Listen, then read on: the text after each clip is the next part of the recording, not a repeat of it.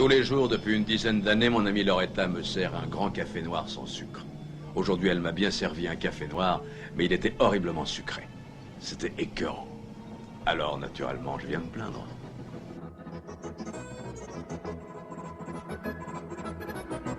I like to play with things a while before annihilation. Pathetic earthlings! Who can save you now?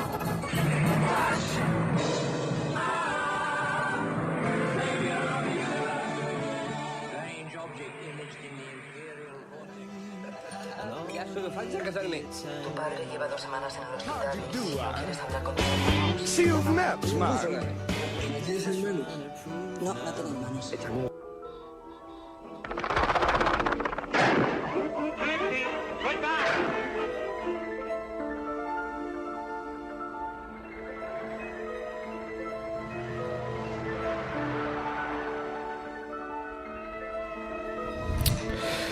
Et bonjour à tous en ce mercredi 27 avril 2016, bienvenue dans ce nouveau magazine cinéma. Le sommaire d'aujourd'hui, les sorties de la journée, ensuite l'interview, et aujourd'hui je ne reçois pas un ni trois mais bien 2 invités, qui sont monsieur Jean Cordier et Tiffaine Biteau, tous les deux comédiens. Bonjour. Et bonjour. Bonjour. Et mademoiselle Tiffaine, puisque dans le métier, c'est mademoiselle. Même C'est à 80 mademoiselle. balais, Jeanne Moreau, c'est toujours mademoiselle. Ah oui, Super, on ne te compare pas à Jeanne Moreau. j'espère bien. Je vous souhaite la même carrière, Allez. jeune fille. Ah oui, pour la carrière. Pour la carrière, elle était très belle, Jeanne Moreau. Alors, je veux, oui, dans Jules et Jim, c'était... Ah oui. Ah ouais. Et ensuite, on passera bien sûr à la chronique anniversaire habituelle. Alors, on commence tout de suite avec les sorties du jour avec 2 films notamment. La grosse sortie, c'est le gros blockbuster, le film que les fans de comics attendent depuis des années, c'est Captain America Civil War, réalisé par les frères Russo, qui s'étaient déjà occupés du 2e volet de Captain America, le soldat de l'hiver. Donc film où on va pouvoir choisir son clan entre celui de Iron Man ou celui de Captain America, ce qui va être assez intéressant puisque les fans vont pouvoir choisir ensuite leur film. Il y aura des films pour ceux qui soutiennent Captain America et des films pour ceux qui soutiennent Iron Man. Donc je pense qu'ensuite il y aura une guerre entre fans de comics.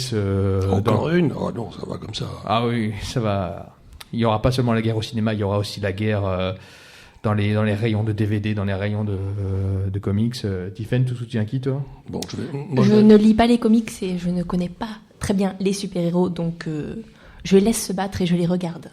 Moi, je vais aller chez Darty dès que c'est racheté par la FNAC. Ah. À noter que dans ce film, pour la première fois dans le Marvel Cinematic Universe, nous pourrons croiser la route. Oh, écoutez, Oh, vous yeah. pouvez me le refaire, ça? Marvel Cinematic Universe. Oh, Yeah. very well. Wonderful, même. Nous pourrons voir la première apparition dans ce Marvel Cinematic Universe, la première apparition du héros Spider-Man. Alors, spoilers, Spider-Man est en fait Peter Parker. C'est quoi, c'est le truc araignée, là, non? Voilà, oui. C'est ça? Voilà.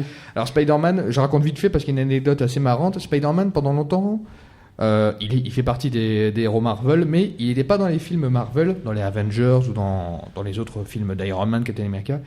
Il n'y était pas à cause de certains problèmes de droit.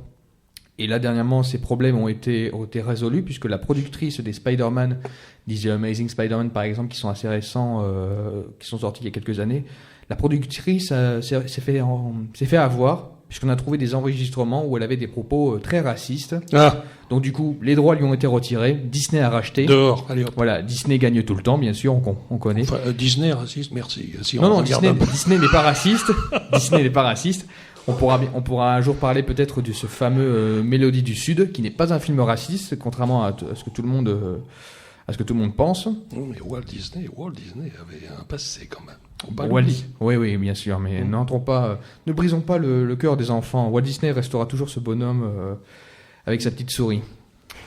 On peut appeler ça comme ça. Moi aussi, j'ai une petite souris. Je fais ce que je peux. Qu'est-ce que... Et deuxième film très intéressant que c'est aujourd'hui, Dalton Trumbo, réalisé par Jay Roach, qui avait réalisé auparavant la trilogie des Austin Powers avec Mike Myers. Dans ce film, nous retrouvons Bryan Cranston. Bryan Cranston, que beaucoup de gens connaissent parce que c'était le papa dans la série Malcolm. Ce papa très extravagant, très fou. Mon Tiffen, elle me regarde. Je ne connais pas. Tu regardais pas Malcolm? Non. Non, moi je regarde Maigret tous les après-midi. Ah, mais je connais Maigret et je ne connais pas Malcolm. Et d'ailleurs, on devrait faire son petit Maigret chaque jour presque. Et il a joué dans une autre série où là il a reçu plusieurs Golden Globes, plusieurs Emmy, la série Breaking Bad. Breaking Bad. Breaking Bad, je vois ce que c'est, oui. Voilà, mais t'as pas vu. Un peu. Les premiers épisodes, si je... Voilà. Dans cette série où il jouait un prof de chimie contraint à créer de la méthamphétamine pour pouvoir subvenir aux besoins de sa famille. Dans ce film, Dalton Trumbo, c'est un biopic qui parle de ce scénariste d'Hollywood qui a écrit beaucoup de scénarios, qui a influencé le cinéma moderne, qui a écrit notamment le scénario d'un de mes films préférés, Papillon, de Franklin J. Schaffner, avec Steve McQueen et Dustin Hoffman. C'est un film génial. Si vous ne l'avez pas vu, regardez-le. Ce film est magnifique. Ouais. Ah, tu l'as vu, Tiffen? Non plus. Voilà. Mais je note. Note-le. Il est passé à la télévision, je crois, il y a 10 jours, un truc comme ça. Il passe souvent à la télévision. Mais il faut, c'est bien. Voilà, mais tous les films de Franklin J. Schaffner sont excellents, que ce soit Patton, La planète des singes ou Ces garçons qui venaient du Brésil, ce sont tous d'excellents films. Et ce film va surtout ce film d'Dalton Trumbo va surtout se consacrer sur une partie de la vie du scénariste où il était contacté par un petit acteur oublié maintenant, enfin quoi qu'il est toujours vivant, Kirk Douglas, qui va le contacter pour jouer. Il est toujours vivant. Oui, il est toujours vivant. Ouais. Et ce qui est triste, c'est que je pense que son fils va partir avant lui parce qu'apparemment il est très malade et ce serait malheureux pour ce pauvre. Il y a des hauts et des bas. Il était à l'article de la mort il y a 5 ans. Aujourd'hui, il pète le feu avec sa 15e épouse. Enfin, tout va bien. Voilà, tout va bien. Ouais. Et il avait fait, il y a 2 ans, il a fait ce film extraordinaire. Non, c'était pas La vie rêvée Walter Mitty, c'était une Penster. Ma vie avec Liberace. Oui, c'était fabuleux. De Steven Soderbergh. Matt Damon, je crois. Ouais, Matt Damon. Voilà, c'est ça. Et donc ce film va se concentrer sur la vie du scénariste Dalton Trumbo qui écrira pour Kirk Douglas, parce que c'était une idée de Kirk Douglas, le scénario de Spartacus. Voilà. Dans ce film, ce qui est marrant, c'est que quand on regarde la fiche technique, on peut voir qui fait quoi, et on peut voir des acteurs jouant le rôle de, par exemple, John Wayne, Kirk Douglas, Edward G. Robinson, et bizarrement, pas Kubrick. Donc j'aimerais aller voir le film pour savoir ce que ça raconte vraiment. À noter aussi au casting, Diane Lane et John Goodman. Et maintenant, je passe à la petite interview de jour. Donc, monsieur Jean Cordier, comédien. Honneur. Non, je représente pour ceux qui auraient loupé un épisode, monsieur Jean Cordier et mademoiselle Tiffen Bitteau. Tout à fait. Mademoiselle Tiffen Bitteau. Voilà. Alors, on va commencer avec mademoiselle Tiffen Bitteau, parce que mademoiselle Tiffen Bitteau, ce qu'elle ne vous dit pas, parce qu'elle a l'air très timide, mais c'est qu'elle a un spectacle qu'elle joue depuis plusieurs mois déjà, et qu'elle rejoue ce soir. C'est exact. En fait, j'ai écrit un spectacle en 2 ans, un spectacle d'humour, qui s'appelle Vous savez quoi, et que je joue ce soir au Café-Théâtre La Drôle de Scène, 39 rue Paul Verlaine à Bordeaux. C'est un spectacle d'humour et poésie. Comme les gens aiment bien me dire que je fais de l'humour poétique, c'est ce que j'ai mis sur mon affiche, humour et poésie. Et que racontes-tu dans ce spectacle? Tu racontes ta vie, tu racontes des histoires Je raconte ma vie à travers différentes histoires, anecdotes qui me sont arrivées. Ouais. Comme quoi, par exemple, un petit extra Eh bien, je vais parler des hommes que j'ai rencontrés, de ce que c'est que l'amitié, de ma famille formidable, de tout plein de choses, et surtout des petits secrets que je confie au public. D'accord. Pas à la radio. Mais pas à la radio, non, bien sûr, il faut venir le voir. Bien sûr, il y a beaucoup trop de monde à la radio.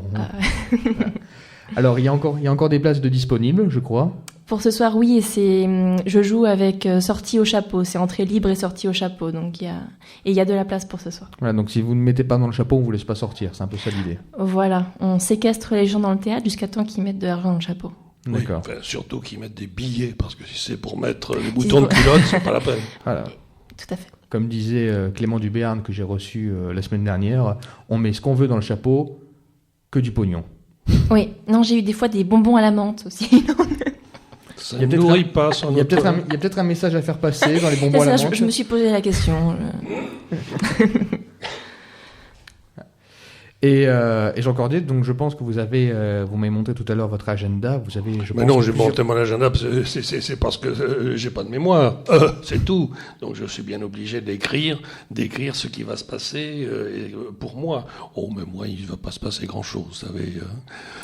Maintenant, c'est un peu le calme, tranquille, parce que j'ai quand même quelques heures de vol par rapport à Mademoiselle. Mais je lui souhaite une longue route. Merci. Et donc, ça me fait plaisir de me retrouver ici, parce que ça me rappelle la grande époque des radios libres, où moi aussi en 81, j'ai commencé avec une petite radio comme ça, avec un petit manche à balai qui faisait 2 rues au-dessus pour émettre. Et puis petit à petit, on a grandi, on a grossi, et puis on est devenu radio commerciale, comme on dit. Alors là, on s'est fait vilipender par beaucoup, hein. Et ça fait rien, on a quand même gagné des sous. Et puis c'est devenu énergie, et c'est devenu fun quand même, hein. Donc voilà. La radio, Et alors après, à côté de ça, j'ai suivi mon petit bonhomme. Et je suis devenu comédien. J'ai toujours voulu l'être, mais je suis devenu comédien véritablement. J'ai enregistré, j'ai fait des disques, j'ai fait un peu de tout. Voilà. Et aujourd'hui, je suis surtout au théâtre. Au théâtre où je ne me répands pas, je suis dans un seul théâtre, un théâtre bordelais, les théâtres des Salinières, qui est dirigé par Frédéric Boucher, avec qui j'ai commencé sur les radios. Et puis, lorsque il y a l'opportunité, je fais un peu de bénévolat pour le cinéma, pour les courts-métrages, pour les kinos, mais aussi des participations avec des cachets quand même, parce qu'il faut gagner un peu de pognon, il faut pas non plus cracher dessus, pour la télévision ou pour le cinéma. D'accord. Donc on a parlé un peu de votre parcours, et Tiffaine, est-ce que tu peux nous parler un peu du tien? Tu as commencé quand, la scène ou... Bien, toute petite à l'école. Exactement. Oui, mais Jean, mais pour tout le monde, tu c'est ça. parles à ma place. Très belle imitation. C'était presque... Non, c'était ma voix en plus. Enfin, tu as réussi à m'imiter parfaitement. Toute petite. Toute petite déjà, j'ai fait... Non mais c'est vrai, j'ai commencé à l'école et ça m'a beaucoup plu. Dès que j'ai pu entrer dans une troupe de théâtre à 11 ans, je suis entrée dans la troupe de théâtre du village dans lequel j'habitais. Ensuite, j'en ai fait au collège, j'en ai fait au lycée, avec des professionnels au lycée. Ce qui m'a vraiment donné envie, c'était même des comédies musicales qu'on faisait. Il y a beaucoup de chansons. Le metteur en scène, c'est Jacques Percher, qui est aussi un peu connu à Bordeaux. C'est pour ça que je le cite. Et puis après, j'ai continué des études en dehors du théâtre, mais j'avais toujours des cours de théâtre en plus. Et puis un jour, j'ai arrêté la fac et j'ai fait que du théâtre. Et j'ai atterri à Bordeaux où j'ai fait une formation de théâtre au Théâtre en Miettes. J'ai fait mes 2 ans de formation. C'est pas mal le théâtre en miettes. C'est très très bien le théâtre en miettes. Moi j'ai adoré mes 2 ans, j'ai appris énormément, j'ai beaucoup évolué grâce à tous les intervenants que j'ai rencontrés là-bas. Et c'est aussi grâce à eux que je fais mon spectacle maintenant. En parallèle de ma formation au théâtre en miettes, avec des copains, on a créé une asso qui s'appelle Rire à Bordeaux, avec laquelle on organise chaque semaine une scène ouverte d'humour qui s'appelle le Gavé Style. Yeah. Très bordelais, Gavé. Non, ça m'a gravé. Et voilà, grâce à cette scène d'humour, j'ai pu tester tous les textes que j'écrivais au fur et à mesure, jusqu'à en faire un spectacle qui s'appelle Vous savez quoi, où je raconte un peu tout. De très bons textes, je tiens à préciser, puisque je donne toujours mon Merci. avis. Et souvent, Tiffaine, quand j'amène des copains voir le Gavé Style, souvent ils me parlent après de toi, ils me disent ah mais c'était pas vraiment drôle et tout, c'était gentil et tout. Et à chaque fois je leur dis toujours, Tiphaine ne fait pas de l'humour, Tiphaine fait de la poésie. Tiphaine c'est, non mais vraiment pour parler Mais le spectacle est drôle quand même. non mais laissez-moi aller au bout de ma pensée. Tiphaine c'est un C'est bien de le dire, c'est bien de le dire. c'est un électron qui est très drôle, qui est très gentil, qui est très tendre. Et moi je trouve que c'est bien d'avoir cette touche de gentillesse, de poésie en ces temps où les gens. Ah oui, il n'y a pas assez de poésie. Voilà, je pense que il n'y a pas assez de gentillesse. Et mon spectacle parle beaucoup d'amour. Et il n'y a Je pas assez partage d'amour non beaucoup plus. d'amour avec le public. Moi, c'est le message principal de mon spectacle, c'est le partage d'amour. Voilà. Et je pense que c'est important, ouais. partage dans l'amour. Et Mais oui. un conseil, lisez les grands auteurs. Non, ça je le dis pour les auditeurs, lisez. Même forcez-vous un petit peu, ça fait rien, mais lisez les grands auteurs d'abord, comme ça vous permettra d'avoir du recul sur la vie actuelle. Et n'hésitez pas, regardez, vous avez Chateaubriand, Monterland, vous avez, Laissez tomber 50 nuances de Grey. oui, non, mais il faut, les gens ne disent pas assez. C'est vrai. Voilà. Et ce que je ne savais pas, avant que vous veniez dans ces studios, c'est que vous allez tourner ensemble bientôt. Ah, c'est assez amusant parce que c'est par hasard qu'on se retrouve ici. On ne s'est jamais rencontrés avec Jean. Mais pas du tout. Et- C'est ça le propre du Cinoche.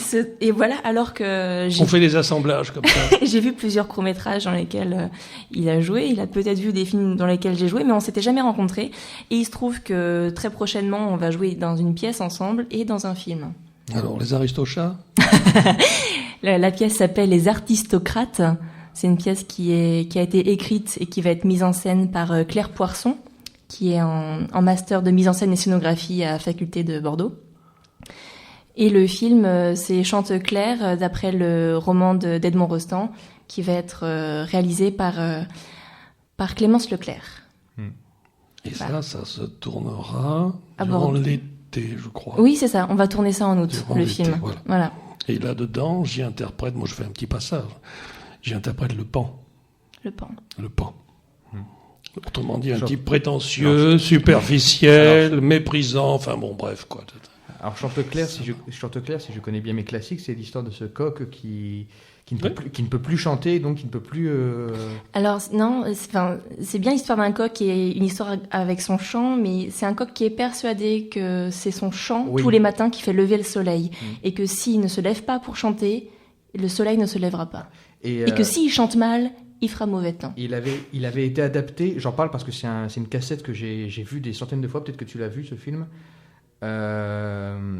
Il a été adapté au cinéma par Don Bluth dans un film qui s'appelle Rocco. Oui, Voilà, Oui, avec oui. en français la voix de Eddie Mitchell. oui. J'ai vu des extraits de Il faut le de voir. ce film. J'arrive pas à le retrouver, c'est dommage, mais j'ai maté cette cassette des centaines de fois. Quand Sur j'étais YouTube. petit. Il y est presque en entier. Ouais, Ouais. ouais, mais c'est dommage sur YouTube. C'est mieux le DVD. Ouais, c'est sûr. Voilà, et Don Bluth, de toute façon, est un génie quand on voit le secret de Nîmes. Je digresse, mais regardez les films de Don Bluth aussi. Mais c'est bien ça, c'est l'histoire de Chanteclair. Voilà. C'est une histoire qui est géniale. Donc là, maintenant que vous m'en avez dit plus, j'ai hâte de le voir, ce court-métrage. Un long métrage. Ah, c'est un long métrage. Ce sera un long Excusez-moi, métrage. Excuse-moi, j'ai contrepété. Non, mais on ne l'a pas dit non plus, mais ça sera un voilà. long métrage qui va être tourné en 10 ou 15 jours au mois d'août. Et tout le mois de juillet, on va faire des répétitions parce qu'on n'a que 10-15 jours. Heureusement que j'ai un rôle court, de parce que tournage. normalement, à la plage. Et surtout parce qu'à la base, donc, c'est une pièce de théâtre et que Clémence veut que ça soit tourné un peu aussi comme une pièce de théâtre, c'est-à-dire beaucoup de plans séquences. D'accord. Donc il faut avoir bien répété pour que les plans séquences, on n'ait pas à les faire des dizaines de fois, quoi. En tout cas, sans dévoiler le casting, elle a bien fait les choses. Parce qu'elle a trouvé sur Bordeaux la crème de la crème. Non, je ne parle pas de moi. Ouais. Mais elle a vraiment trouvé de très très bons C'est vrai qu'on comédiens. va Des être une belle comédiens. équipe. Il lui reste- On va être une très belle équipe. Il lui reste pas un petit rôle à caser pour un comédien aux cheveux ébouriffés.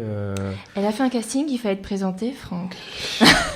Ah, mais comme tous les Je suis castings, toujours en- il faut être là au Je bon suis moment. toujours en hein. retard. Je suis toujours en Il faut retard. être là au bon moment. Et avant de passer à ma prochaine chronique, j'aimerais dire quelque chose. Je pense que Tiphaine, qui est là aujourd'hui, je pense que si je n'avais pas rencontré Tiphaine, je ne serais pas à la radio aujourd'hui. Oh. Non, mais vraiment parce que, en fait, si je suis à cette radio, c'est parce que je connais des gens du Gavestal, j'en fais partie, je m'en cache pas, qui animent l'émission Honte de rire. Et en fait, si je suis dans le Gavestal, c'est parce qu'il y a 2-3 ans, je suis allé faire un stage. Il y a 3 ans. Voilà, il y a 3 ans, je suis allé faire un stage au théâtre en Miettes et j'ai rencontré cette jeune fille, Tiphaine, qui m'a dit un jour, ah mais viens, on est une association d'humour, le Gavestal et tout, viens nous voir et tout. C'est bien, je vois qu'il y a 2 imitations différentes de ma voix, alors bon, on fait un vote à la fin, voilà. Savoir selon les auditeurs qui m'imite le mieux. Et donc elle m'a dit de venir. Je suis pas venu voir, je suis venu carrément jouer un sketch.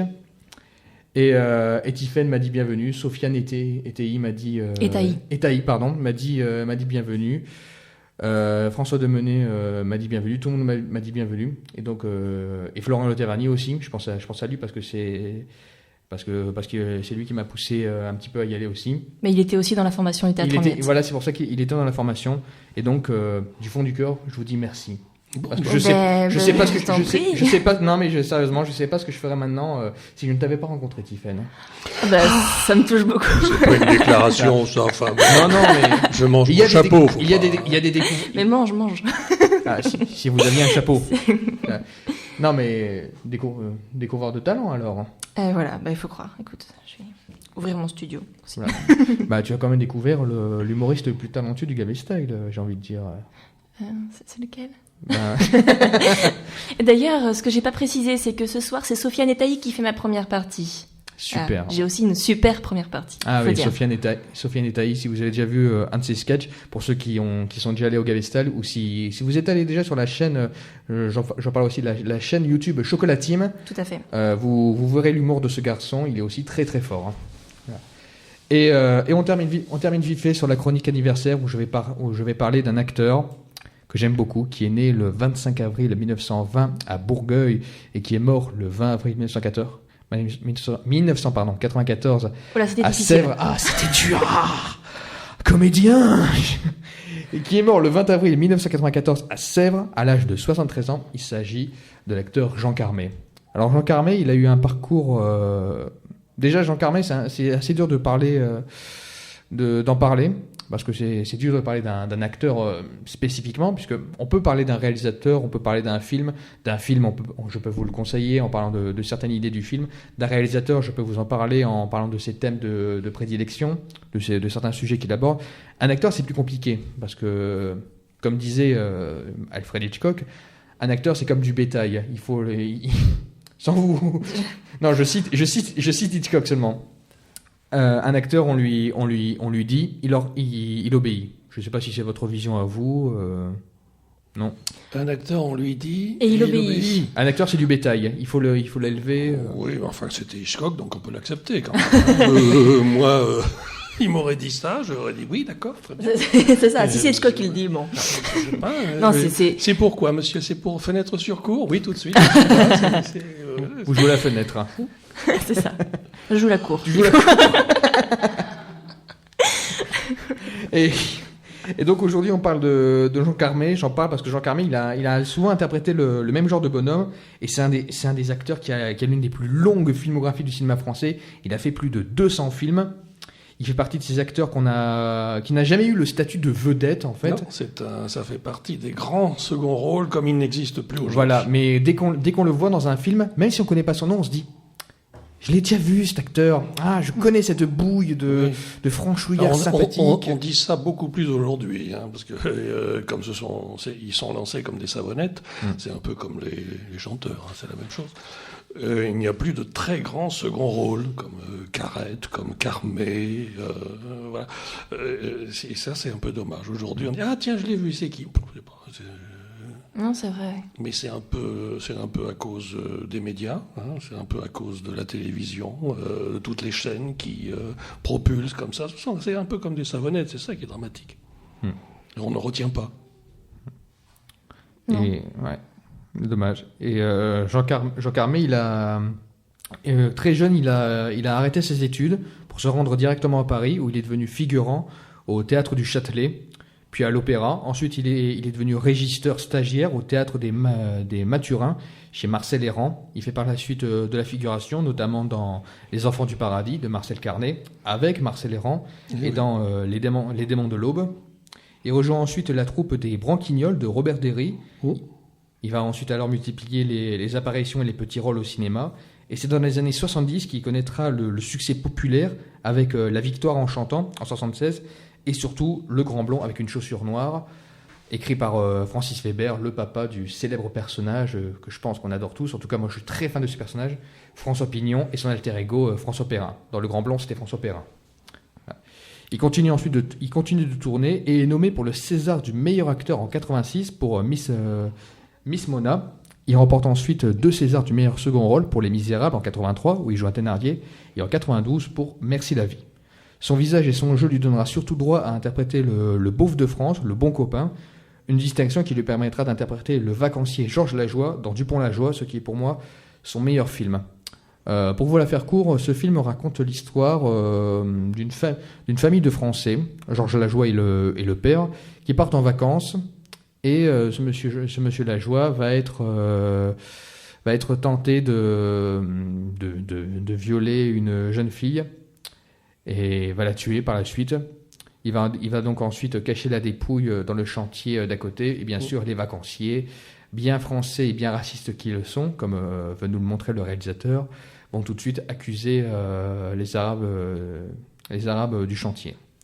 Donc c'est un film que je trouve remarquable, que j'adore, parce que ça dépeigne vraiment une certaine idéologie de la France. Donc pour ceux qui ne l'ont pas vu, regardez-le, je pense que ça changera beaucoup d'idées.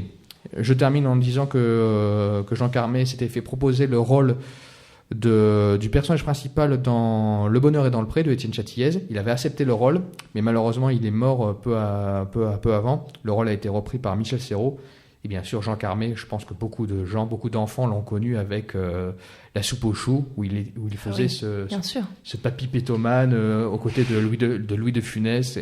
Qui n'était pas le meilleur des films de Funès. Ce n'était pas son meilleur, mais j'ai connu... Loin de là. Non, mais la plupart des gens le connaissent. C'est un film que beaucoup de gens ont vu, que beaucoup de gens aiment se moquer, mais que beaucoup de gens aiment. Non, c'est-à-dire que lui, il était très fatigué déjà. Oui. Très, très fatigué. Ah oui. Jean Carmé est donc mort en 1994. Une rue aujourd'hui porte son nom, et c'est une rue qui est dans la propriété du château de Gérard Depardieu, qui était son ami. Voilà, parce qu'ils avaient fait plusieurs films ensemble, notamment l'excellent Buffet froid de Bertrand Blier. Moi, je suis navré, mais moi, c'est dans une commune que j'ai une rue à mon nom, et à mon prénom. À Pessac. À Pessac. Oui, la rue Jean Cordier, le stade Jean Cordier, et alors quoi? Et alors Tiffaine, t'as une... pas ma connaissance, non. Ben, je pense qu'après ton spectacle ce soir, il va y avoir... Bien sûr. Alors, est-ce que je peux dire un petit mot? Alors, on termine là-dessus. Je vais faire la mienne. Oui, bien sûr. Sortie le 28 avril. Donc, Mobile Étoile de Raphaël Nadjari. C'est une coproduction israélo-canadienne. Oui. L'avant-première a lieu demain soir à l'Utopia. Je conseille à tout le monde de venir voir. C'est une histoire très belle sur un fond de musique juive. Et j'y interprète le directeur de l'Institut général des musiques juives. C'est un grand moment. Le film est un grand moment. Moi, j'ai 3 scènes. Mais je recommande parce que c'est magnifique. Et je ne déflore pas le sujet. Que l'on vienne voir demain soir à l'Utopia, l'avant-première et Mobile Étoile de Raphaël Nadjari. Un long métrage. Donc on va conclure là-dessus. Merci beaucoup Jean Cordier d'être venu. Merci beaucoup Tiffaine Bito d'être venu. Merci pour l'invitation. Je remercie Denis à la régie. Je remercie tous mes invités. Et on se retrouve la semaine prochaine pour un nouveau magazine cinéma. On rappelle Captain America Civil War et Donald Trumbo qui est sorti aujourd'hui. Regardez les films de Jean Carmé, regardez les films de Dom Bluff, allez voir le spectacle de Tiffaine et allez voir les films de Jean Cordier. Merci, bravo. À la semaine prochaine. Ce fut un plaisir. Tous les jours, depuis une dizaine d'années, mon amie Loretta me sert un grand café noir sans sucre. Aujourd'hui, elle m'a bien servi un café noir, mais il était horriblement sucré. C'était écœurant. Alors, naturellement, je viens me plaindre.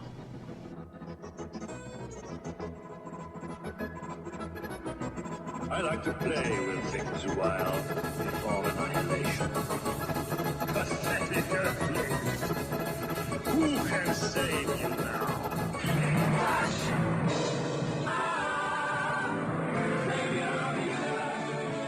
Strange object imaged in the Imperial Vortex. Ya solo falta casarme. Tu padre lleva 2 semanas en el hospital. ¿No quieres hablar conmigo? See, you've met, smart. ¿Tienes el menú? No, la tengo en manos.